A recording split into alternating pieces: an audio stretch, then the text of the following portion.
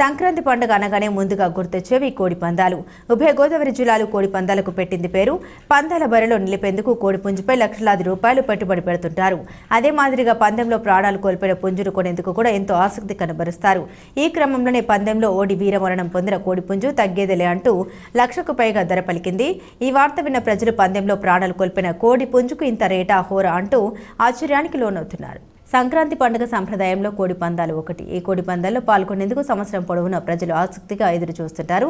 దీనికోసం లక్షలాది రూపాయలు వెచ్చించి కోడి పుంజులను సిద్ధం చేస్తారు. అయితే పందెంలో గెలిచిన కోడికి ఎంత విలువ ఉంటుందో ఓడి వీరమరణం పొందిన కోడికి కూడా అంతే విలువ ఉంటుందనడంలో అతిశయోక్తి లేదు. ఇటీవల ఏలూరులో జరిగిన వేలంపాటే దీనికి నిదర్శనం.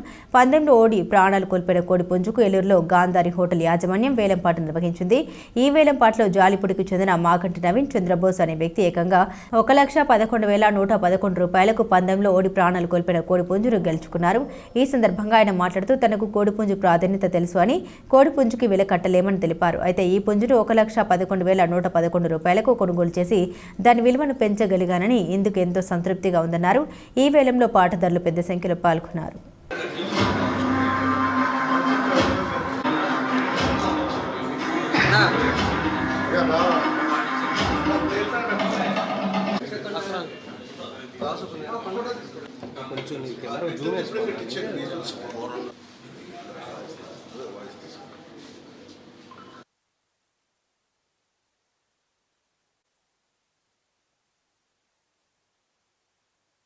ఇవాళ మధ్యాహ్నం 11కి గాంధారి హోటల్ వారు ఇన్స్టాగ్రామ్లో పెట్టిన ఒక పోస్ట్ చూశాను. నేను చూసి ఆసక్తిగా ఏం జరుగుతుంది అని చెప్పి ఎంక్వైరీ చేస్తే ఇట్లాగా పందెం కోడిని ఇట్లాగా పెట్టారు అని చెప్పి తెలుసుకున్నా. సాయంత్రం 4ంటికి వచ్చా, వెయిట్ చేస్తున్నా ఎప్పుడు పెడతారని. మా దెందులూరు ప్రాంతంలో కోడికి మేము ఎప్పుడు రేటు కట్టలేము. దాని విలువ చాలా పెద్దది మా కల్చర్లో కానీ ఏదైనా సరే. కానీ పాడాలి అనే ఒక ఇదితో వచ్చాను, పాడాను, గెలుచుకున్నందుకు నేను చాలా హ్యాపీగా ఉన్నాను. కోడిని కోసాని 1,11,111 రూపాయలకి పాడాను. చాలా ఆనందంగా ఉంది. కోడికి రేటు కట్టలేదు కాబట్టి ఎంత పెట్టి కొన్నా సరే దాని విలువ దాందే. అది ఎందుకంటే ఆ కోడిని పుట్టిన దగ్గర నుంచి దాన్ని పెంచడానికి ఎంత ఖర్చు అవుతుందో నాకు తెలుసు.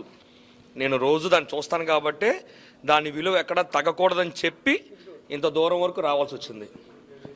వచ్చాము, పాడాము, కోడి విలువ ఎక్కడ తగ్గకోకుండా చూశాడని నేను నమ్ముతున్నాను. మనం అనాదిగా కోడి పందాలు వేయడం జరుగుతుందండి.